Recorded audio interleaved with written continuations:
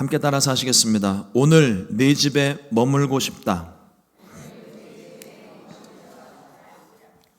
한 번 더 따라서 하시겠습니다. 오늘 내 집에 머물고 싶다. 함께 번독한 누가복음 19장 1절로 10절의 말씀을 가지고 오늘 내 집에 머물고 싶다, 이와 같은 제목으로 함께 말씀의 은혜를 나누겠습니다. 제목을 들으면서 무엇이 생각나셨습니까? 네, 우리 집에 오셨으면 좋겠다 하는 생각 전에 빗자루를 들어야죠. 그렇지 않습니까? 옆집 사람이 우리 집에 놀러만 와도 살림을 하시는 분들 굉장히 바빠지시잖아요. 다 들춰내고 청소기 돌리고 닦고 쓸고 치우고 정리하고, 그래서 우리 집은 항상 깨끗한 상태가 되기를, 그런 모습이 보여지기를 원하는 마음으로 손님을 맞기 전에 항상 청소를 합니다. 먼저 우리의 마음이 그렇게 깨끗하게 청소됐으면 좋겠습니다. 오늘 내 집에 머물고 싶다, 이 말씀이 우리에게 주시는 주님의 말씀입니다. 주님이 내 집에 들어오기를 원하고 계시고 지금도 우리의 마음의 문을 두드리고 계십니다. 오늘 삭개오가 예수님을 만난 이 사건 속에서 저와 여러분들에게 주시는 하나님의 음성이 들려질 수 있게 되기를 주님의 이름으로 축복합니다. 오늘 말씀해 보니까 예수님께서 이제 여리고로 들어가십니다. 근데 여리고로 들어가실 때 많은 사람들이 인산인해로 예수님을 보려고 찾아 나옵니다. 그 수많은 사람들 속에 여리고의 세무 담당 책임자였던 삭개오가 있습니다. 나름 영향력도 있었고 부와 지위를 가지고 있는 사람이었습니다. 당시 여리고는 우리 미국의 3대 도시, 그 중에 우리 시카고가 있는 것처럼 이스라엘 땅의 3대 도시 중에 하나, 그 중에 하나가 여리고성이에요. 세금이 많이 거치는 도시입니다. 거기에 세무 담당 책임자니까 얼마나 권한이 막강하겠어요. 능력도 있고 또 사람들의 인정도 받고 다 좋은데, 부와 명예도 가지고 있는데 유독 유대인들에게만큼은 사람 취급을 못 받습니다. 힘과 능력과 권세를 가지고 있는데 이 사람들이 나를 무시를 해요. 성경에서 세리는요, 죄인입니다. 실제 죄인이 아니라 죄인 취급을 받는 거예요. 당시 세리는요, 월급이 따로 없었다고 합니다. 그런데 이제 로마 정부의 그 공무원처럼 발탁이 돼서 사람들에게 세금이 정해지면 그 세금을 거두러 다니는 사람이 세리들이에요. 근데 월급 없이 그걸 거두러 다니니까 이 사람들도 목구멍이 포도청이라고 먹고는 살아야 되니까 거기에 자기 것을 조금씩 더 얹어서 받는 게 당시에 허용이 됐던 거예요. 그래서 이 유대 땅에 유대인 세리들이 유대인들을 상대로 세금을 거두며 자기 것을 더 얹어갑니다. 그러니까 세금을 내는 사람 입장에서는 정해진 세금보다 더 많은 걸 내야 되는 거예요. 유대인들 사이에서 로마를 위해 일하고 있는 이러한 세리들은 민족의 배신자들이었고 로마의 앞잡이였습니다. 우리 한국적인 정서가 딱 그 표현되는 말이 있죠. 친일파, 매국노. 유대인들 입장에 딱 그와 같은 사람들인 거예요. 사람들이 죄인 취급하니까 사람들이 많은 곳에는 잘 가려고 하지도 않아요. 가봐야 인정도 못 받고 맨날 욕만 먹고 이상한 소리만 들으니까 아예 사람들 부대끼는 것 자체가 싫습니다. 그런데 삭개오가 예수님에 관한 소문을 들어요. 예수님의 탁월한 말씀과 놀라운 지혜와 특별한 기적들과 병고침에 관한 이야기, 죽은 자도 살렸다는 이야기, 특별히 이 여리고성에 들어오기 전에 성전 문 앞에 앉아있던 바디메오가 눈을 뜬 사건을 가장 최근에 들었어요. 무엇보다도 죄인들의 친구이시고 세리와 창녀들에게 허물없이 대하시는 예수님의 이야기가 삭개오의 마음 가운데 가장 인상 깊게 남겨졌습니다. 왜냐하면 자신의 처지와 똑같거든요. 사람들이 나를 죄인 취급하고 사람들이 나를 상종하지 않는데 이와 같은 사람들에게도 예수님이 친근하게 다가가시고 친구가 되어주신 것, 죄인들을 책망하지 않으시고 용서하시고 위로하시는 예수님의 이야기가 마치 자기를 향한 예수님의 말씀인 것처럼 그 마음이 감동적으로 들려오는 겁니다. 그래서 이 예수님을 꼭 한번 만나보고 싶었어요. 그런데 이 삭개오에게 두 가지 문제가 있습니다. 하나는 키가 작아요. 까치발을 들어도 펄쩍펄쩍 뛰어도 그 사람들 사이에서는 예수님을 볼 수가 없습니다. 그리고 또 한 가지, 사람들이 많아요. 그 무리 안에 이 삭개오가 가면 사람들이 때리지 않으면 다행인 거예요. 뭐 군중들 많을 때 뭐 밀치고 땡기고 하다가 뭐 옆에서 옆구리 쿡 찔릴 수도 있고 뒤통수를 때리고 그냥 모르는 척하고 있을 수도 있고 뭐 얼마든지 그럴 가능성이 있는 거잖아요. 그러니까 사람들이 있는 곳에 가고 싶지 않은, 키가 작고 사람들이 많은데 예수님을 볼 방법이 없는 겁니다. 근데 목마른 사람이 우물을 판다고 너무 예수님이 보고 싶으니까 삭개오가 생각해낸 방법이 나무 위에 올라가는 거예요. 우리 옛날 한글 개역 한글판에는 뽕나무라고 돼 있죠. 뽕나무. 근데 개역 개정판이 바뀌면서 돌무화과 나무로 바꿨습니다. 이게 조금 더 정확한 번역이에요. 돌무화과 나무 위에 올라갔어요.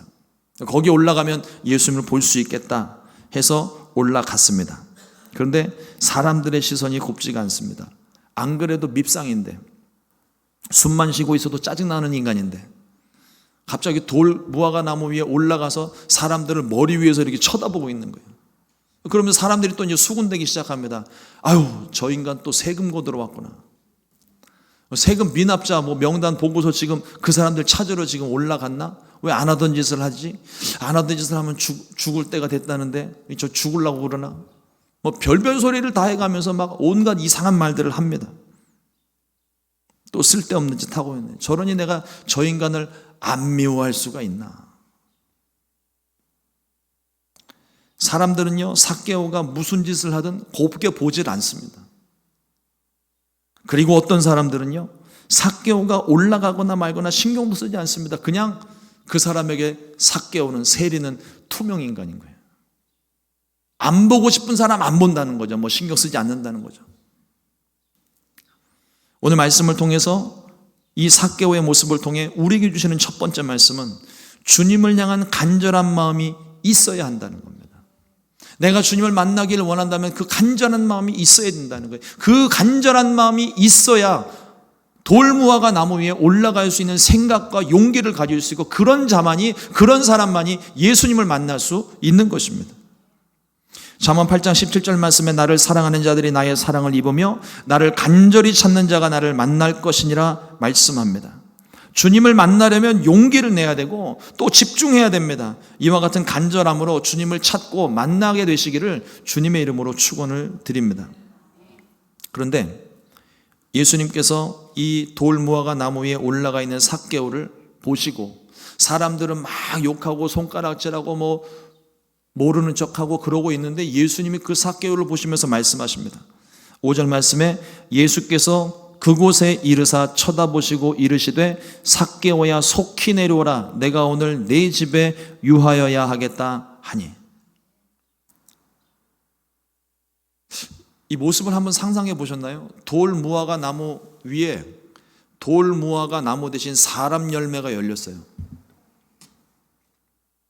그냥 보는 것만으로도 웃음이 나고 참 어이가 없는 상황인데 예수님이 그 삭개오를 부르면서 내가 오늘 네 집에 가야 되겠다. 이름까지 부르십니다. 삭개오가 깜짝 놀라요. 모든 사람들이 투명인간 취급하는 이 삭개오를 예수님이 알고 계셨어요. 그의 이름을 또한 불러주셨습니다. 아무도 삭개오의 이름을 부르잖아요. 부르면 다행인 거예요. 그것도 모자라 오늘 삭개오의 집에 머물겠다고 말씀을 하십니다. 은혜의 3종 세트를 받았습니다. 주님이 나를 이미 알고 계시고 주님이 내 이름을 기억하고 계시고 주님이 내 집에 들어오기를 원하신다. 주님을 향한 간절함으로 우리를 향하신 이 은혜 3종 세트를 다 받게 되시기를 주님의 이름으로 축복합니다. 둘째로, 예수님께서 우리를 먼저 아시고 먼저 찾아오셨어요. 이게 굉장히 중요한 사건입니다. 예수님께서 삭개오를 어떻게 알고 계셨을까요? 이와 비슷한 성경의 기록이 있습니다. 예수님께서 나다나엘을 무화과 나무 아래에 있을 때 이미 아셨다고 말씀을 하십니다. 마찬가지로 돌 무화과 나무에 매달린 삭개오를 예수님이 이미 알고 계시는 거예요.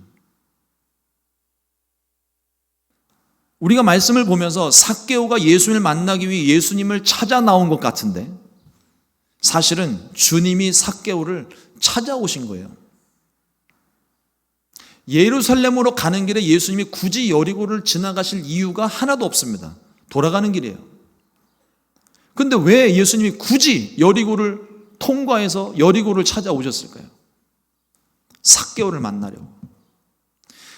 여러분, 성경에서 예수님의 말과 행동에는요, 의미 없이 하는 행동이 하나도 없습니다. 다 목적이 있어요. 이 삭개오를 만나시기 위해, 소경 바디메오를 만나시기 위해, 가시는 길에 그들을 보고 그들을 치료하시고 그들을 만나시기 위해, 구원하시기 위해 일부러 여리고를 지나가셨습니다. 그러니 삭개오가 예수님을 찾아온 게 아니라 예수님이 삭개오를 찾아온 거예요. 10절 말씀을 봅니다. 인자가 온 것은 잃어버린 자를 찾아 구원하려 함이니라. 분명히 목적을 말씀하고 계십니다. 예수님께서 여리고에 오신 목적이에요. 또한 이 말씀은 세상을 찾아오신, 우리를 찾아오신 예수님의 목적이기도 합니다. 저와 여러분들을 찾기 위해서, 저와 여러분들을 만나기 위해서, 저와 여러분들과 함께하기 위해서 낮고 낮은 이 땅에 하나님이 하늘 보좌를 버리고 이 땅 위에 오셨습니다. 먼저 우리를 찾아오신 주님을 간절히 찾는다면, 우리를 먼저 찾아오신 그분을 부르기만 한다면 우리가 주님을 만나지 못할 이유는 하나도 없습니다. 주님은 저와 여러분들, 우리 모두를 잘 알고 계십니다. 우리의 머리털까지 세신 바 되신 것처럼 우리를 너무나도 잘 알고 계십니다. 그러므로 여러분, 때로는요, 기도하다가 어떤 문제를 만났을 때, 응답이 없고 답이 없을 때 우리 마음 가운데 은밀하게 찾아오는 질문 하나 있어요. 주님이 내 기도를 듣고 계신가? 주님이 나를 사랑하시나? 나를 알고 계신다면 이렇게까지 하시지는 않을 텐데. 여러분, 절대로 의심하지 마십시오. 우리의 모든 것을 다 알고 계십니다. 하나님이 때를 따라 역사하시는 것뿐이에요. 또 다른 방법으로 하나님이 응답하고 계실 뿐이에요. 나보다 나를 더 잘 아시고 나보다 나를 더 사랑하시는 분이 우리 주님이십니다. 오늘 그 주님을 간절히 찾고 부르짖어 주님을 만날 수 있게 되시기를 주님의 이름으로 축원을 드립니다. 세 번째로, 주님은 내 마음에 들어오기를 원하십니다. 예수님은 왜 삭개오에게 속히 내려오라 말씀하셨을까요? 내가 오늘 내 집에 유하여야 하겠다. 삭개오의 집에 가고 싶어 하시는 거예요. 다른 사람이 나 끌고 가겠냐, 네가 빨리 내려와가지고 나를 니네 집에 데리고 가. 이렇게 말씀하시는 거거든요. 주님께서 오늘 저와 여러분들에게 똑같은 말씀을 주십니다. 오늘 내 집에 머물고 싶다. 나를 영접해 주겠니? 너의 마음속에 내가 들어가고 싶은데 문 좀 열어주겠니? 내가 내 집에 들어가도 되겠니? 오히려 우리에게 주님께서 먼저 손을 내밀고 계십니다. 우리의 마음의 문을 두드리고 계십니다. 속히 문을 열어야 됩니다. 속히 영접해야 됩니다. 요한계시록 3장 20절 말씀에 볼지어다 내가 문 밖에 서서 두드리노니 누구든지 내 음성을 듣고 문을 열면 내가 그에게로 들어가 그와 더불어 먹고 그는 나와 더불어 먹으리라. 우리를 부르시는 주님의 음성은 예수님을 만나기 위해 돌 무화과 나무에 올랐던 삭개오보다 간절히 눈을 뜨기를 원했던 안 못 보던 소경 바디메오보다 죽어가는 딸을 살리고 싶었던 회당장 야이로보다 우리를 향하신 주님의 그 마음이 더 간절합니다. 우리를 부르시는 주님의 음성에 즉시로 마음의 문을 열고 응답하게 되시기를 주님의 이름으로 축원을 드립니다. 삭개오가 즉시로 내려와 예수님을 자기 집으로 모시고 갔습니다. 큰 잔치가 열렸어요. 삭개오는요, 큰 도시의 세무 담당 책임자였던 만큼 부자였습니다. 많이 거둬들인 것 같아요. 부족함 없이 큰 잔치가 열렸습니다. 그런데 사람들이 또 수군대기 시작합니다. 7절에 보니까 뭇 사람이 보고 수군거려 이르되 저가 죄인의 집에 유하러 들어갔도다 하더라. 사람들의 눈에는 삭개오가 세리가 죄인이에요. 죄인. 근데 여기 지금 하고 있는 이 수군거림은 삭개오를 수군거리는 게 아니라 예수님을 향해서 수군거리고 있습니다. 저 사람이 죄인의 집에 들어갔다. 예수님은 죄인들을 부르러 오셨습니다. 죄인을 구원하기 위해 함께 하셨습니다. 하지만 사람들은 예수님을 이해하지 못하고 비난하고 정죄했습니다.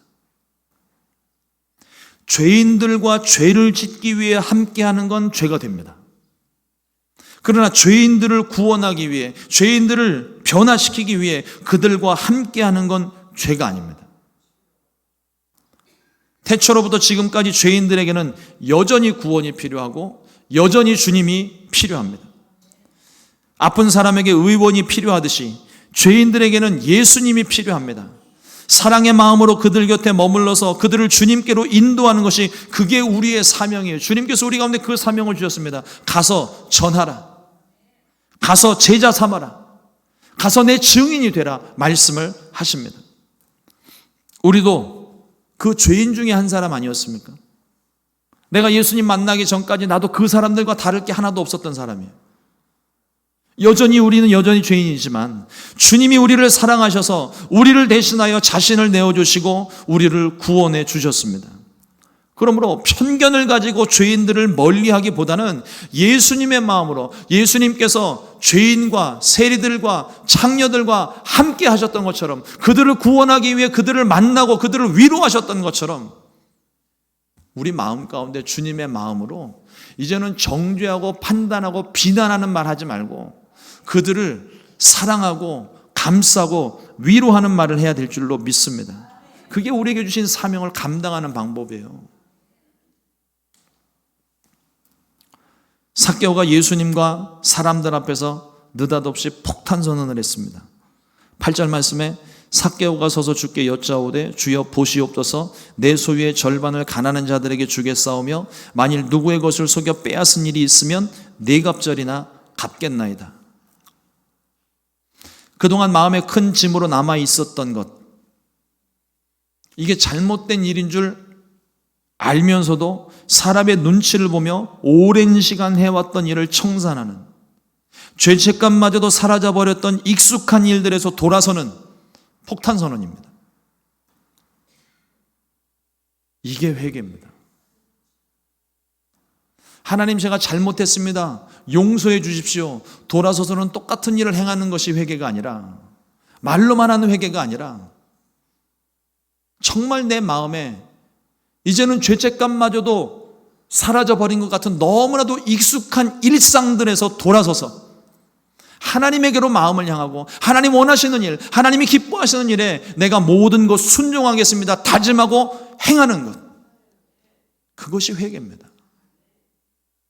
영생을 얻기 위해서 예수님을 찾아왔던 부자 관원은 가진 것을 포기하지 못하고 근심하며 돌아갔지만, 삭개오는 예수님께서 말씀하시기도 전에 소유의 절반을 가난한 자들에게 나누어 주고 혹시라도 남을 속이고 강제로 빼앗은 것이 있다면 4배로 보상하겠다고 먼저 약속을 합니다. 말뿐 아니라 행동으로 변화된 모습이 벌써 보이고 있어요. 예수님 만나면 이와 같은 변화가 일어납니다. 그런데 특별히 레위기 6장 말씀을 보면은요, 이스라엘의 5대 제사 중에 속건제에 관한 말씀이 나옵니다. 그 속건제에 관한 규례가 특징이 하나가 무엇이냐면, 하나님의 성물을 훼손하였다든지 다른 사람의 것을 빼앗았다든지 그래서 어떤 물질적인 손해를 입혔을 때에 이 속건제를 드리게끔 되어져 있는데, 이 속건제는 제물로 드리는 것 외에 내가 손해를 끼친 것에 원금의 5분의 1을 추가로 배상하는 조항이 있습니다. 20%의 배상 책임이 있어요.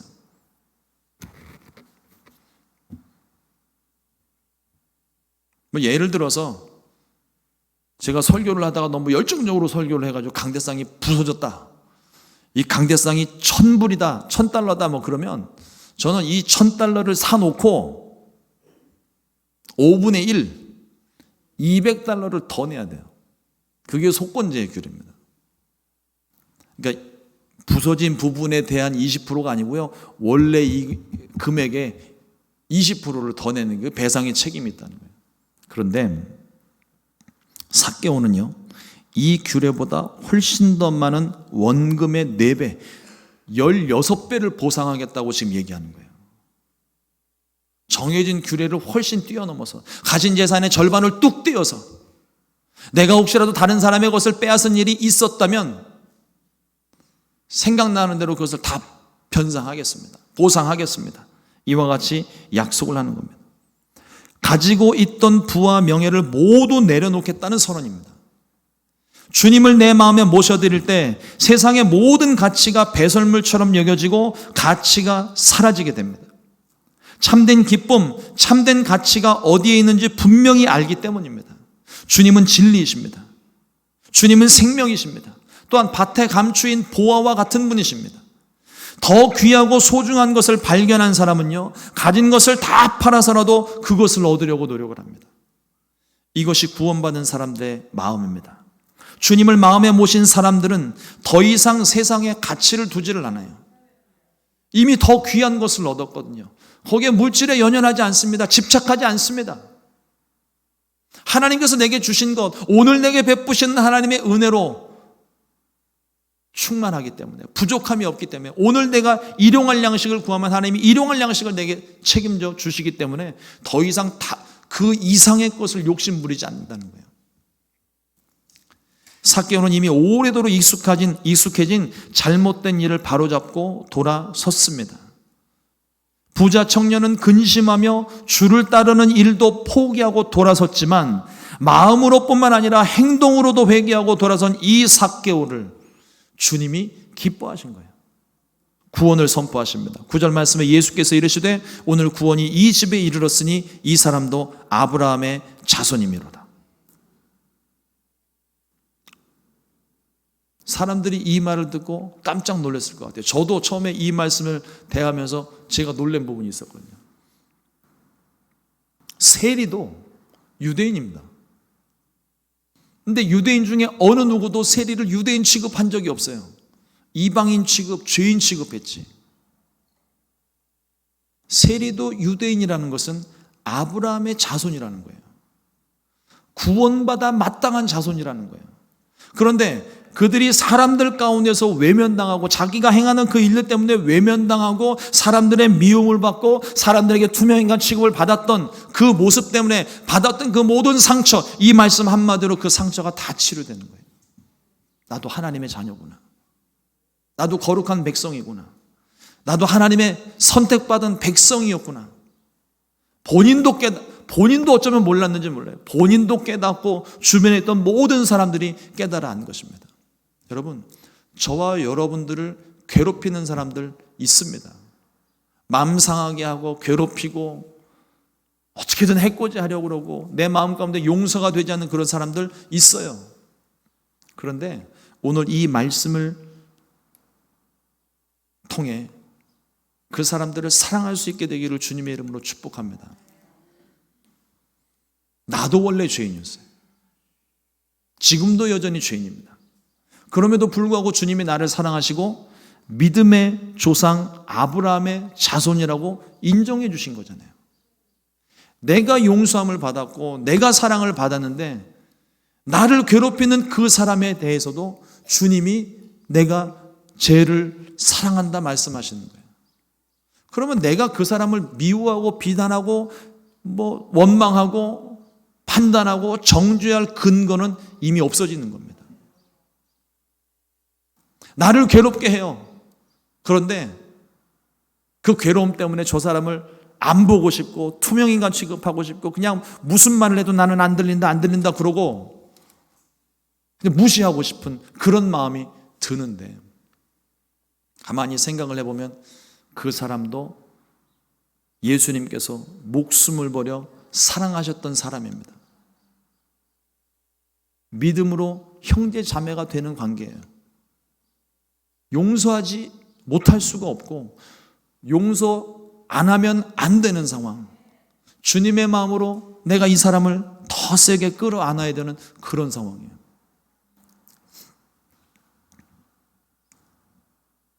제가 학창시절에 싸움을 좀 많이 하고 다녔습니다.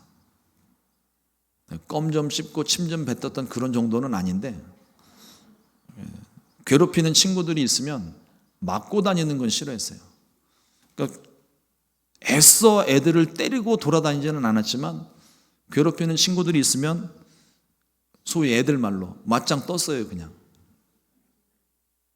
근데 뭘로 보나 비주얼로 봤을 때 내가 싸움에서 질 것 같은, 힘도 센 것 같고 키도 큰 것 같고 우락부락하게 생겼던 그런 친구들을 만나면 저만의 싸움의 기술이 하나 있습니다. 바짝 붙어서 그냥 끌어안아 버리는 거예요. 싸움을 하면 내가 맞으니까 차라리 싸움을 안 하는 쪽으로 그냥 뒤에 가서 확 끌어안아 버린다. 앞에서 끌어안든 뒤에서 끌어안든 끌어안아 갖고 하여튼 이 손만 놓치지 않으면 안 맞는 거예요. 왜냐하면 손을 다 붙잡아 놨으니까. 그리고 저는 박치기를 했습니다. 저만의 싸움의 기술. 근데 그랬던 친구들이랑 원수가 되고 그냥 갈라선 게 아니라 그 친구들이랑 다 친구가 됐어요. 너 같은 독종은 내가 처음 본다.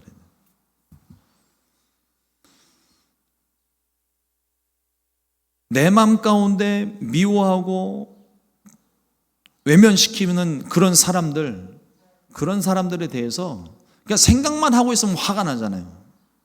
어떻게 저걸 좀 괴롭힐까? 어떻게 저 잘못된 거 꼴 보기 싫고 그냥 뭘 해도 그냥 다 꼴 보기 싫은 저 모습을,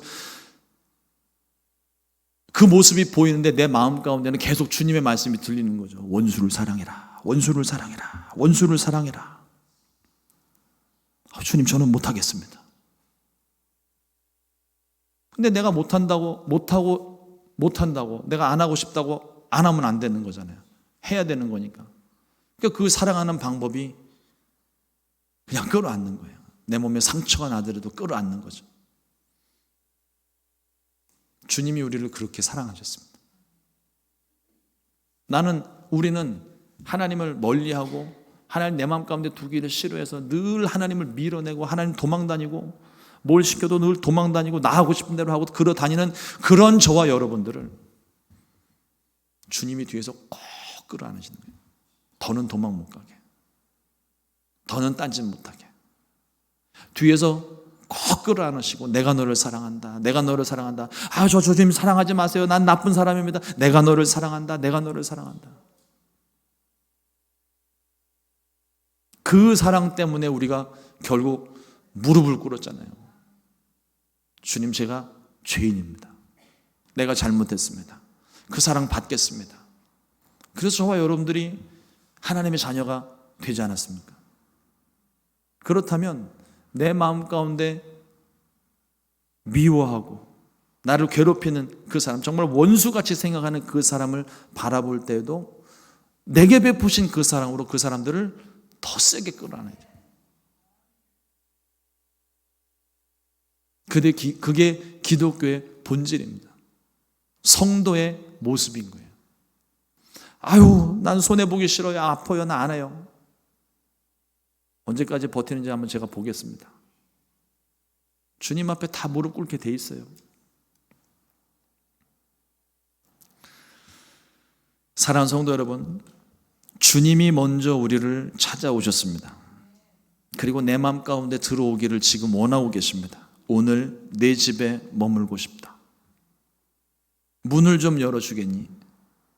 우리는 그 주님을 모셔드려야 돼요. 문을 열고 주님을 맞이하면 주님께서 내 안에 들어오십니다. 근데 내가 문을 열고 내 집에 주님을 모셔드렸는데 주님이 내 안에 들어오시는 순간 손님이 아니라 주인이에요. 주님은 내 집에 손님이 아닙니다. 주인으로 모시는 거예요. 주인으로. 왔다가 시간 되면 가시는 손님 아니라 내 안에 오셔서 이제 나와 사시며 이제 명의 변경한 거죠. 나는 주님의 것. 내 삶은 주님의 것. 도장 꽝꽝 찍고 나는 주님의 것이 되는 겁니다. 손님 아니에요. 이제는 내 집이 아니라 내 아버지의 집입니다. 이제는 내 삶이 아니라 주님의 삶입니다. 우리의 고백이 바뀌는 거예요. 주님 내 안에 들어오십시오라고 처음 고백을 하지만 내가 아버지 집에 머물기 원합니다. 우리의 마음의 소원입니다. 그렇다면 그 주님을 내 마음 가운데 모셔드리는 일이 가장 우선되어야 되는 거예요. 마음의 아픔이 있고 자신을 죄인이라 인정하는 사람이 예수님을 영접할 수가 있습니다. 자기 의로만 사는 사람은요, 예수님을 필요로 하질 않아요. 스스로 죄인이 아니기 때문에 예수님을 찾지도 않습니다. 성 어거스틴은 인간의 마음 속에는 하나님만이 채울 수 있는 공간이 있다고 말했습니다. 뭔가 목마르고 부족한 부분을 채우고 싶어서 계속 세상의 것들을 갖다가 채워 넣는데 안 채워져요. 이거는 주님만이 채우실 수 있는 공간입니다. 영적인 목마름이에요. 사람들은 이 공간을 채우기 위해 세상의 모든 것들로 채우려 하지만 이 공간은 오직 예수님으로만 채울 수 있는 공간입니다. 요한복음 7장 38절 말씀에 나를 믿는 자는 성경의 이름과 같이 그 배에서 생수의 강이 흘러나리라 하시니, 예수님으로 채워지는 순간 내 마음속에서 생명수가 쏟아오르는 거죠. 채워졌으니까 목마름이 사라지게 되고 갈급함이 사라지게 되고 내 마음 가운데 부족함이 없습니다. 주님으로 가득해졌기 때문입니다. 세상 사람들은 죄인들을 정죄하고 비난합니다. 그러나 예수님은 위로하고 용서하십니다. 지금 익숙한 세상의 자리에서 돌이켜 주님의 위로와 용서를 얻게 되시기를 주님의 이름으로 축원을 드립니다. 그리고 내 마음의 집에 주님을 모셔드리십시오. 주님이 원하십니다. 오늘 내 집에 내가 들어가고 싶다. 그럼 우리의 반응은요, 하나밖에 없습니다. 내 주님 오십시오. 내가 주님을 사랑합니다. 인정합니다. 환영합니다. 모셔드립니다. 의지합니다. 평생도록 주님과 함께 살겠습니다. 이 고백으로 주님을 모셔드리게 되면 우리의 삶이 전혀 달라지는 것이죠. 사망의 은침한 골짜기, 고난의 언덕과 슬픔의 깊은 골짜기를 걷더라도 주님이 나와 함께 하시면 안전하고 편안하게 갈 수 있습니다. 주님이 책임져 주시기 때문입니다. 남은 인생 우리의 주님을 마음에 모시고 주님과 동행하는 귀한 삶이 되시기를 주님의 이름으로 축원합니다. 기도하겠습니다.